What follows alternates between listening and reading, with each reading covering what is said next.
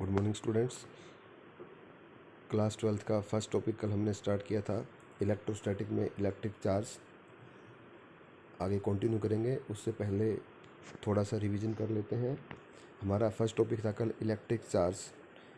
Electric charge में कल क्या था कि when a body has deficiency और excess of electron from the normal condition it is said to be charged. इसका मतलब है अगर किसी बॉडी के पास डेफिशिएंसी हो जाए यानी कि कमी हो जाए या एक्सेस हो जाए इलेक्ट्रॉन्स का, तो हम उस बॉडी को क्या बोलेंगे? Charged. Charges of two types. कौन से चार्जेस? पॉजिटिव चार्जेस और नेगेटिव चार्जेस। सो प्रॉपर्टी देखिए इनकी क्या होती है। Like charges are repel each other while unlike charges are attract each other. Like charges का मतलब पॉजिटिव पॉजिटिव चार्ज हो सकता है, और लाइक में क्या हो सकता है यानी कि सेम चार्ज नेगेटिव नेगेटिव हो सकता है। तो दोनों चार्जेस आपस में क्या करेंगे? रिपेल करेंगे, एक दूसरे से क्या होंगे? वो दूर भागेंगे। दूसरे में क्या होगा? While unlike charges are attract each other. Unlike mean क्या हो सकता है? ए क्या हो सकता है? नेगेटिव, और दूसरा क्या हो सकता है? पॉजिटिव। ठीक है, और क्या हो सकता है? पॉजिटिव, और दूसरा क्या हो सकता है? नेगेटिव। तो इसका मतलब क्या हुआ कि like charges are repel each other and unlike charges are attract each other. So next में द फोर्सेज ऑफ रिपल्सन और अट्रैक्शन बिटवीन टू लाइक और अनलाइक चार्जेस। कहने का मतलब क्या है कि जो फोर्सेज ऑफ रिपल्सन होगा यानी कि सेम चार्जेस के बीच में क्या होगा? रिपल्सन। और अनलाइक चार्जेस के बीच में क्या होगा? अट्रैक्शन होगा। तो बिटवीन टू लाइक और unlike charges is called Columbian force. तो उसके बीच में जो फोर्स लगेगा उसी फोर्स को हम लोग क्या बोलेंगे? Columbian force. नेक्स्ट देखिए, आपका है unit of electric charge. Unit of electric charge in MKSA system the unit of charge is coulomb and it is denoted by symbol C। Next देखिए, इलेक्ट्रिक करंट। इलेक्ट्रिक करंट क्या होता है? Rate of flow of charge. Rate of flow of charge. Okay, rate of mean with respect to time. So हम लोग directly mathematically क्या लिख सकते हैं? Electric current is equals to charge divide by time. So I is equals to Q/T denote कर सकते हैं हम लोग यहाँ से। और चार्ज की वैल्यू क्या हो जाएगी? दोनों को क्रॉस मल्टीप्लाई कर देंगे तो यहाँ से चार्ज क्या निकल के आ जाएगा कि इलेक्ट्रिक करंट की और टाइम की आपस में क्या हो जाएगी? Multiply. So charge is equals to electric current into में टाइम। सो इसको डिफाइन कैसे करेंगे? देखिए students, if a conductor carries a current of 1 ampere for 1 second. देखिए यहाँ पे मल्टीप्लाई में आया हुआ है, तो मल्टीप्लाई में जब भी आता है उसके लिए हम लोग आते हैं 4, ये वाला यहाँ से। और जब रेशो में होता है उसके लिए क्या लगाते हैं? 2। Okay, so again define, if a conductor carries a current of 1 ampere for 1 second then the charge flow through that conductor will be 1 coulomb. कहने का क्या मतलब हुआ कि अगर किसी वायर में करंट फ्लो करेगा कितने का? 1 एम्पेयर का, और कितने टाइम के लिए? 1 सेकेंड के लिए, तब आपके चार्ज की वैल्यू क्या हो जाएगी? 1 coulomb. Okay, so next topic देखिए, आपका है quantisation of electric charge.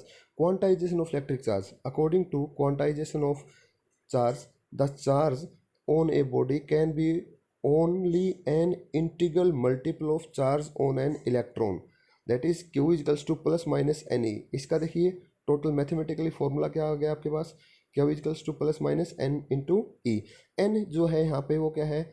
Integer है कोई, ठीक है। तो इंटीजर की वैल्यू यहाँ पे क्या हो सकती है? 1 2 3, ठीक है।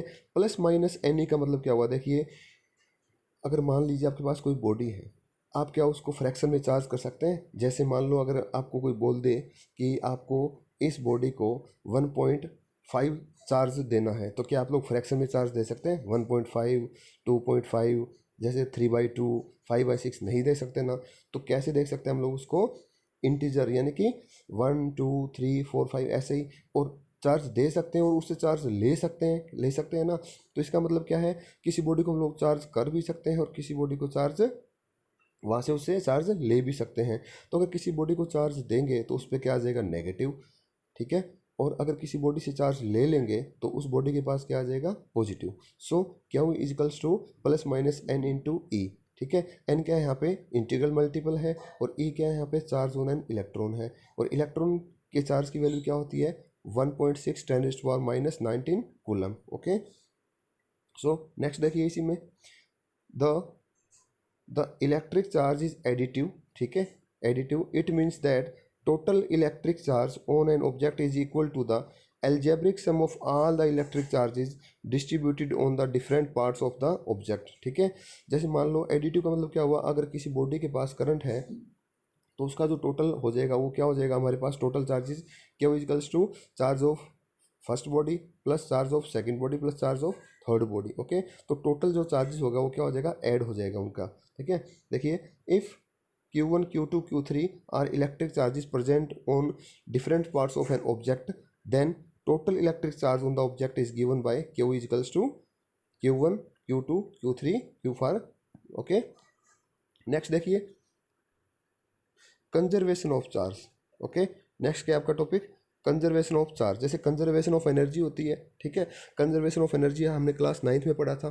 ठीक है, क्या पढ़ा था, energy can neither be created nor be destroyed but it can change from one form into another. ऐसे क्या रहेगा, चार्जेस का रहेगा। देखिए charge can neither be created nor be destroyed but the total charge या total amount of charge in an isolated system remains constant, यानी कि total charge क्या रहेगा आपका, कॉन्स्टेंट रहेगा।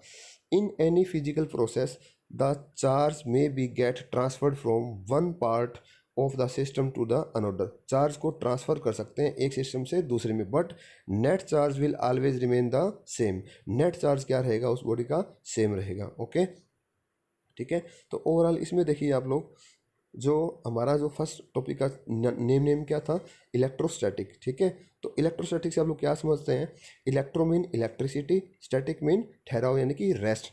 ठीक है, तो क्या समझेंगे इससे, the branch of physics which deals with the charges at rest is called electrostatic. Clear. अब देखिए आपका नेक्स्ट टॉपिक क्या है, कूलम्स लॉ। जैसे हम लोगों ने लॉ ऑफ ग्रेविटेशन पढ़ा था क्लास 9th में, ठीक है ना, उसमें क्या था, टू बॉडीज थी जिसका मास, एक का क्या था m1 था, दूसरे का क्या था m2 था। ठीक है, और कहाँ पे रखे हुए थे दोनों, एक r distance apart from each other. ठीक है ना, r डिस्टेंस पे रखे हुए थे। तो उसमें लॉज ऑफ ग्रेविटेशन में फोर्स क्या होता था, दोनों मासेज के डायरेक्टली प्रोपोर्शनल और उनके डिस्टेंस के इन्वर्सली स्क्वायर के बराबर। ठीक है, तो ऐसे क्या होगा, कूलम्स लॉ में क्या होगा, देखो according to this law two stationary point charges, stationary क्यों, बिकॉज हम लोग कौन सा टॉपिक पढ़ रहे हैं अभी, electrostatic, it means charge at rest. So two stationary point charges Q1 and Q2 repel और अट्रैक्ट ईच अदर। रिपेल क्यों बोला, बिकॉज सेम चार्जेस हो सकते हैं। ठीक है, और अट्रैक्ट क्यों बोला, क्योंकि वो अनलाइक यानी कि डिफरेंट हो सकते हैं, एक पॉजिटिव और एक negative, with a force F which is directly proportional to the product of charges and inversely proportional to the square of the distance r between them। कहने का क्या मतलब हुआ, मान लीजिए एक चार्ज यहाँ पे रखा हुआ है, दूसरा चार्ज मान लो यहाँ पे रखा हुआ है। ठीक है, तो उनके बीच का क्या रहेगा, देखिए बीच का डिस्टेंस क्या रहेगा, यहाँ पे स्मॉल r रहेगा। ठीक है, तो फोर्स क्या रहेगा यहाँ पे कूलम्स लॉ में, कोलम्बियन फोर्स क्या रहेगा, directly proportional to their charges यानी कि Q1 और Q2। ठीक है, और inversely proportional to square of distance between them. ठीक है, तो आपका क्या हो जाएगा, total F proportional to Q1 Q2 by R square. ठीक है, नेक्स्ट में अब देखिए आपको पता है हम लोग क्या करते हैं कि जो डायरेक्टली का सिंबल होता है उसको हम लोग रिप्लेस करते हैं, एक तो साथ में क्या लगाते हैं, इक्वल का सिंबल, और बेटा इक्वल के सिंबल के साथ में एक जो डायरेक्टली प्रोपोर्शनल का सिंबल है उसको किससे रिप्लेस हो जाता है, एक कांस्टेंट से। तो कांस्टेंट की इसमें वैल्यू क्या होगी आप लोगों की, 1/4πε0। ठीक है, और बाकी सेम रहेगा Q1 Q2 by R square. सो अगर ये आपका ये वैक्यूम और एयर में रखा हुआ है, मान लीजिए टू चार्जेस, देखिए कैसे, when the charges are placed in vacuum और एयर देन वी राइट, अगर वैक्यूम और एयर में रखा हुआ है तो हम लोग उसको क्या बोलेंगे, F इजिकल्स टू कॉन्स्टेंट की वैल्यू क्या हो जाएगी, 1/4πε0।